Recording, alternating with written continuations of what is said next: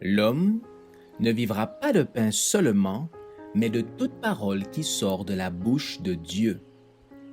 Voici votre moment de méditation quotidienne.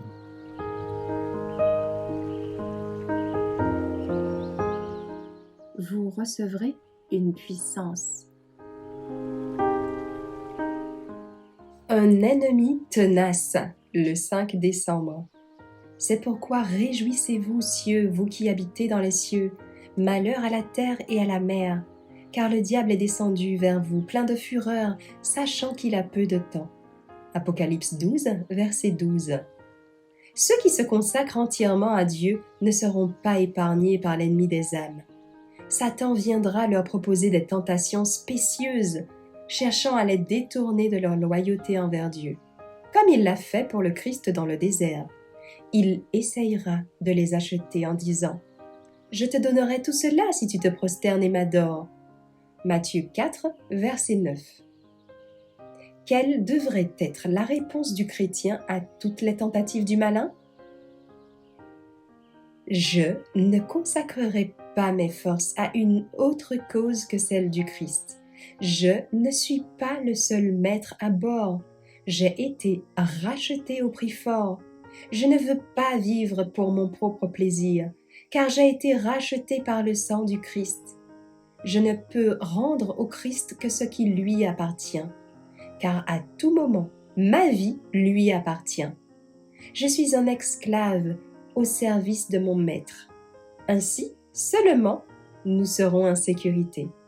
Si les membres d'Église réagissaient ainsi, quelle puissance et quel attrait l'Église n'exercerait-il pas sur les âmes? C'est un travail accompli d'un cœur partagé, l'effort de servir Dieu et le diable en même temps qui laisse l'Église si dénuée d'esprit. Si les membres d'Église étaient dévoués à Dieu, s'ils étaient unis dans l'esprit en un lien de paix, s'ils étaient organisés dans le but d'influencer les hommes pour le bien, l'Église serait certes la lumière du monde. Et si les membres, par leur vie et leur caractère, cherchaient à représenter le Christ dans le monde, des milliers de gens seraient attirés vers le Sauveur. Au lieu d'avoir toutes les raisons de critiquer les paroles et les actes de ceux qui réclament du Christ, car Dieu, qui a dit « La lumière brillera du sein des ténèbres », a brillé dans nos cœurs pour faire resplendir la connaissance de la gloire de Dieu sur la face de Christ. Nous portons ce trésor dans des vases de terre afin que cette puissance supérieure soit attribuée à Dieu et non pas à nous. 2 Corinthiens 4, versets 6 et 7.